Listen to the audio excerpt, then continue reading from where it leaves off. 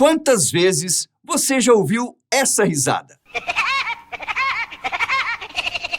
Considerado um dos desenhos mais adorados do mundo, Pica-Pau tem uma legião de fãs que tiveram suas infâncias marcadas pelo desenho. Mas poucos sabem qual é a origem e história por trás do surgimento do personagem. Para falarmos sobre suas origens, precisamos citar um cara chamado Walter Lantz. Nascido em 1899 na cidade de New Rochelle, um pequeno município localizado no estado de Nova York, aos 15 anos Walter foi para Manhattan para trabalhar como entregador de jornais. Enquanto isso, ele aperfeiçoou suas técnicas de desenho com a esperança de arrumar um emprego melhor. 2 anos depois, ele conseguiu uma oportunidade para trabalhar como animador nas tirinhas de um jornal. Em 1922, conseguiu um emprego na Brave Productions, um estúdio 100% focado em animações. O primeiro personagem criado por Lantz foi Dinky Doodle, um garotinho que sempre estava na companhia do seu cachorro. Ele trabalhou na Brave Productions até o ano de 1927, quando decidiu se mudar para a Califórnia. Entre um bico e outro, Walter foi contratado pelo produtor Charles Mintz para criar desenhos do personagem Osvaldo, o Coelho Sortudo. Mintz, inclusive, tinha comprado os direitos do personagem do famoso Walt Disney. Já considerado um ilustrador de sucesso, em 1935, Lantz decidiu criar seu próprio estúdio. Em 1938, o personagem de Osvaldo se aposentou, dando espaço para Lantz criar outros personagens. Um dos mais famosos foi Andy Panda, que surgiu em 1939. E adivinha onde foi que o Pica-Pau surgiu? Isso mesmo, no desenho de Andy Panda. Na ocasião, Andy e seus pais entram em guerra com o Pica-Pau, ao mesmo tempo em que Lantz o apresentava para o mundo. A real intenção do personagem era ser um simples antagonista, e o que o Walter criou foi o que os brasileiros chamam de Pica-Pau Biruta, que é aquele pica-pau com cara de psicopata. O objetivo era criar um personagem que iria incomodar Andy e sua família, mas no final, o Pica-Pau ofuscou o brilho dos outros personagens. Oficialmente foi assim que o Pica-Pau surgiu, embora exista outra versão da história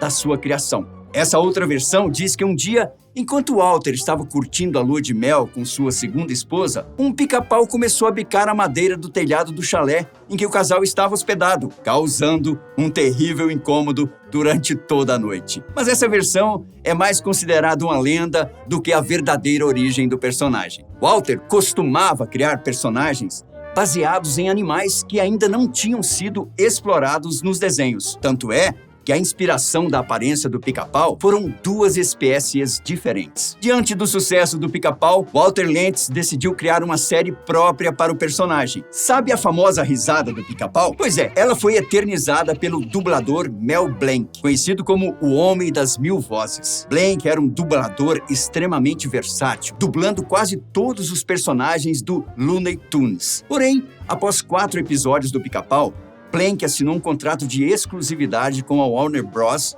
E foi obrigado a abandonar o Pica-Pau. Aquele Pica-Pau biruta, com cara de maluco, permaneceu até o ano de 1944, quando os animadores decidiram dar um ar mais simpático ao personagem. Ele ficou um pouco menor, seu rosto ficou mais amigável, sua barriga ficou branca e ele passou a usar luvas. As cores vermelho, azul e branco representavam as cores da bandeira dos Estados Unidos, assim como o Superman. Se você é fã do Pica-Pau, com certeza vai se lembrar do episódio em que ele só ficava cantando Fígaro.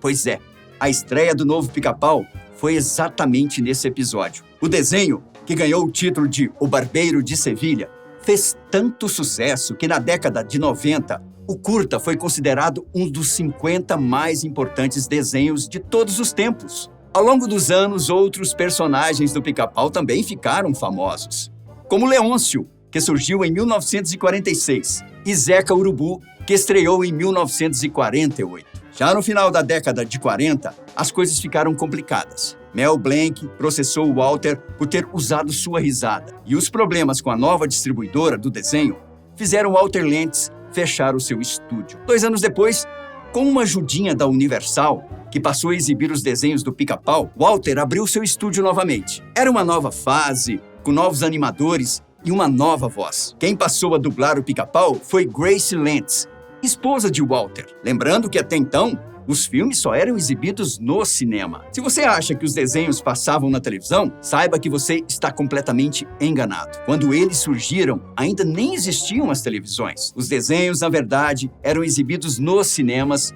em alguns casos, antes dos filmes. Foi então que chegou a década de 1950 e com ela a televisão. Começava uma nova era, tanto para a sociedade quanto para os produtores de entretenimento. Pica-Pau apareceu pela primeira vez na TV em 1957 em um programa da ABC em que o próprio Walter Lantz apresentava e interagia com os personagens. Com uma nova era, chegava também a hora de mudar mais uma vez o personagem. Se antes o Pica-Pau era apresentado nos cinemas e direcionado a um público mais adulto, a chegada da televisão deixou claro que o personagem precisava ser suavizado. Os episódios tinham menos violência e sua aparência era ainda mais amigável. Em vez de incomodar de forma gratuita os personagens, o Pica-Pau passou a incomodar apenas quando era incomodado. Pode parecer um simples detalhe, mas isso fez dele um personagem menos agressivo. Depois de mais uma década de sucesso,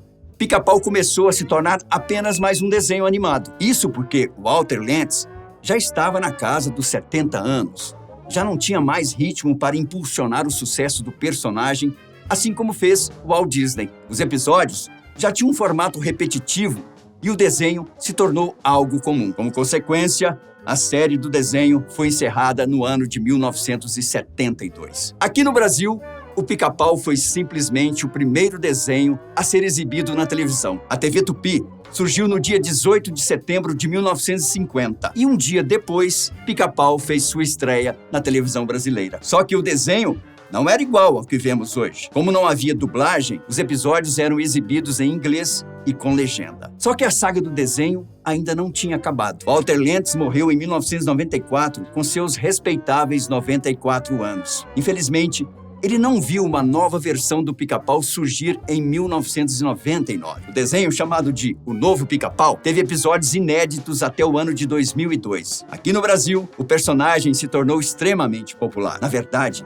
tornou-se um dos desenhos mais tradicionais da televisão brasileira. No SBT, por exemplo, os episódios foram reprisados inúmeras vezes, fazendo mais sucesso até que os famosos personagens da Disney. Assim como acontecia com o seriado Chaves, Pica-Pau levava a picos de audiência o SBT. Posteriormente, o desenho passou a ser exibido pela Rede Record, que renovou os direitos de exibição. Atualmente, a Universal é que produz os novos episódios do Pica-Pau, que são exibidos no canal Pica-Pau em português. E foi assim que um simples personagem da ficção se tornou um incrível fenômeno da televisão brasileira e mundial. Nos vemos em breve. Tchau!